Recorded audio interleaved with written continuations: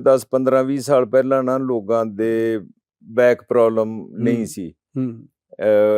ਅੱਜ ਕੱਲ ਹਰ ਤੀਜੇ ਘਰ 'ਚ ਬੈਕ ਦੀ ਪ੍ਰੋਬਲਮ, ਲੇਡੀਜ਼ 'ਚ ਖਾਸ ਤੌਰ ਤੇ, ਜਾਂ ਗੋਡਿਆਂ ਦੀ, ਇਹ ਬਹੁਤ ਚਲਦੀ ਆ ਰਹੀ ਹੈ। ਇਹਦਾ ਕੀ ਸਸਤਾ ਜਾਂ ਕੋਈ ਸੌਖਾ ਜਿਹਾ ਇਲਾਜ ਦੱਸੋ? ਡਿਸਕ ਨਹੀਂ ਹੈ ਜੀ, ਜਿਵੇਂ ਮਣਕੇ ਹਿੱਲ ਜਾਂਦੇ ਆ ਡਿਸਕ ਦੇ, L5 L4 ਅੱਜ ਕੱਲ ਵੈਸੇ ਹੀ ਸੋਜਾ ਚੜਿਆ ਰਹਿੰਦਾ ਤੇ ਕਈ ਗੋਡੇ ਦੇ ਵਿੱਚ ਸੂਜਨ ਆ ਜਾਂਦੀ ਹੈ। ਸੂਜਨ ਆਈ, ਪੇਸ਼ੈਂਟ ਪਰੇਸ਼ਾਨ ਹੁੰਦਾ ਤੁਰਨ ਚ, ਉੱਠਣ ਬੈਠਣ ਚ।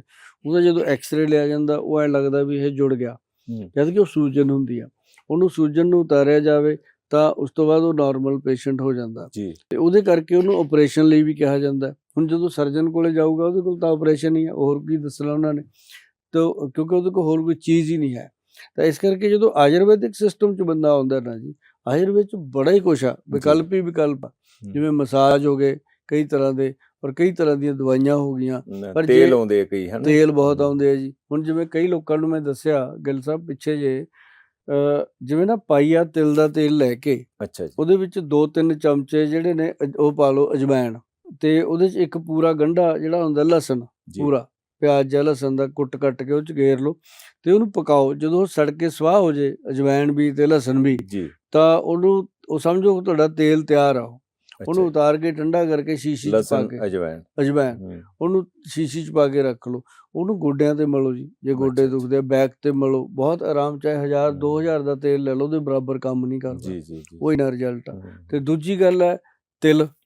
ਮੈਂ ਲੋਕਾਂ ਨੂੰ ਦੱਸਿਆ ਕਿ ਤਿਲ ਤੇ ਖਸਖਸ ਦੋਨੇ ਚੀਜ਼ਾਂ ਨੂੰ ਤਵੇ ਤੇ ਭੁੰਨ ਕੇ ਇਹਦੇ ਇੰਨੇ ਰਿਜ਼ਲਟ ਲਏ ਆ ਜੀ। ਮਤਲਬ ਪੇਸ਼ੈਂਟ ਆ ਕੇ ਮੈਨੂੰ ਖੁਦ ਦੱਸਦੇ ਆ ਵੀ ਗੋਲ ਸਾਹਿਬ ਅਸੀਂ ਤਾਂ ਹੁਣ ਅੱਜ ਤਾਂ ਆਏ ਆ ਵੀ ਕੋਈ ਏਦੋਂ ਵਧੀਆ ਚੀਜ਼ ਤੁਹਾਡੇ ਕੋਲੇ ਹੋਊ, ਪਰ ਉਹਦੇ ਨਾਲ ਸਾਨੂੰ ਸੁਖੀ ਆ ਅਸੀਂ। ਤੇ ਉਹ ਕੀ ਹੈ ਜੀ ਕਿ ਤਿਲ ਔਰ ਖਸਖਸ ਜਿਹੜਾ ਉਹਨੂੰ ਤਵੇ ਤੇ ਪਾਉਣਾ, ਚੰਗੀ ਤਰ੍ਹਾਂ ਭੁੰਨ ਲੈਣਾ। ਜੇ ਆਪਾਂ ਥੋੜਾ ਜਿਹਾ ਵੀ ਘੱਟ ਭੁੰਨਦੇ ਆ ਨਾ ਜੀ, ਉਹ ਫਿਰ ਪੇਸਟ ਜਿਹਾ ਬਣ ਜਾਂਦਾ। ਜੇ ਉਹਨੂੰ ਆਪਾਂ ਪਾਊਡਰ ਕਰਨ ਦੀ ਕੋਸ਼ਿਸ਼ ਕਰਦੇ ਆ ਤਾਂ ਉਹਨੂੰ ਭੁੰਨ ਕੇ ਨਾ ਜੀ ਚੰਗੀ ਤਰ੍ਹਾਂ ਉਹਦਾ ਪਾਊਡਰ ਬਣਾ ਲਓ। ਪਾਊਡਰ ਬਣਾ ਕੇ ਨਾ ਜੀ ਇੱਕ ਚਮਚਾ ਛੋਟੇ ਵਾਲਾ ਰਾਤ ਨੂੰ ਪਾਣੀ ਨਾਲ ਜਾਂ ਦੁੱਧ ਨਾਲ ਲੈ ਸਕਦੇ ਹੋ। ਔਰ ਉਹਦੇ ਨਾਲ ਜਦੋਂ ਇਨਸਾਨ ਉਹਨੂੰ 2-3 ਮਹੀਨੇ ਲੈ ਲੈਂਦਾ ਤਾਂ ਉਹਨੂੰ ਲੱਗਦਾ ਵੀ ਮੇਰੇ ਸਰੀਰ 'ਚ ਕੋਈ ਨਵੀਂ ਜਾਨ, ਹੱਡੀਆਂ 'ਚ ਸਟਰੋਂਗ ਹੋ ਰਹੀਆਂ ਨੇ। ਉਹ ਆਸਟੀਓਆਰਥਰਾਈਟਿਸ ਦੇ ਵਿੱਚ ਬਹੁਤ ਕੰਮ ਕਰਦਾ, ਕਿਉਂਕਿ ਜਿਹੜੀ ਖਸਖਸ ਆ ਤੁਹਾਨੂੰ ਵੀ ਪਤਾ ਕਿ ਉਹ ਪੋਸਤ ਦਾਣਾ ਹੀ ਆ। ਉਹਦੇ ਵਿੱਚ ਉਹ ਜਿਵੇਂ ਪੋਸਤ ਤਾਂ ਇੱਕ ਫਰੂਟ ਤੋਂ ਬਣ ਗਿਆ, ਉਹ ਅਫੀਮ ਉਹਦੇ ਵਿੱਚੋਂ ਬੀਜ ਹੋ ਗਿਆ, ਇਹ ਉਹਦਾ ਬਾਪ ਹੀ ਹੈ। ਸਭ ਤੋਂ ਵੱਡੀ ਚੀਜ਼ ਤਾਂ ਖਸਖਸ ਹੈ। ਉਹਦੇ 'ਚ ਔਸ਼ਧ ਗੁਣ ਹੈ ਜੀ, ਦਵਾਈਆਂ ਦਾ ਗੁਣ ਹੈ ਉਹਦੇ ਵਿੱਚ, ਔਰ ਉਹ ਬਹੁਤ ਵਧੀਆ ਰਿਜ਼ਲਟ ਇਹਦੇ ਵਾਸਤੇ ਦਿੰਦਾ। ਔਰ ਜਿਨ੍ਹਾਂ ਲੋਕਾਂ ਨੂੰ ਵੀ ਬਾਈਵਾਦੀ ਆ, ਜੋੜਾਂ 'ਚ ਦਰਦ ਹੈ, ਮੋਢੇ ਗੋਡਿਆਂ 'ਚ ਦਰਦ ਹੈ, ਇਹ ਲੈ ਸਕਦੇ ਹੋ। ਪਰ ਇੱਕ ਚੀਜ਼ ਮੈਂ ਦੇਖੀ, ਮੇਰਾ ਜਿਹੜਾ 24 ਸਾਲ ਦਾ 25 ਸਾਲ ਦਾ ਇਹ ਤਜਰਬਾ ਰਿਹਾ ਲੋਕਾਂ ਦੇ ਨਾਲ ਮੀਟਿੰਗ ਦਾ, ਉਹਦੇ 'ਚ ਮੈਂ ਦੇਖਿਆ ਕਿ ਥਾਇਰਾਇਡ ਦੀ ਜਿਹੜੀ ਐਲੋਪੈਥਿਕ ਗੋਲੀ ਹੈ, ਜੇ ਤਾਂ ਪੇਸ਼ੈਂਟ ਖਾਣ ਲੱਗ ਗਿਆ, ਉਹਨੂੰ ਅਸੀਂ ਜਿੰਨਾ ਮਰਜ਼ੀ ਕਰ ਲਈਏ ਉਹ ਬੰਦ ਨਹੀਂ ਹੁੰਦੀ।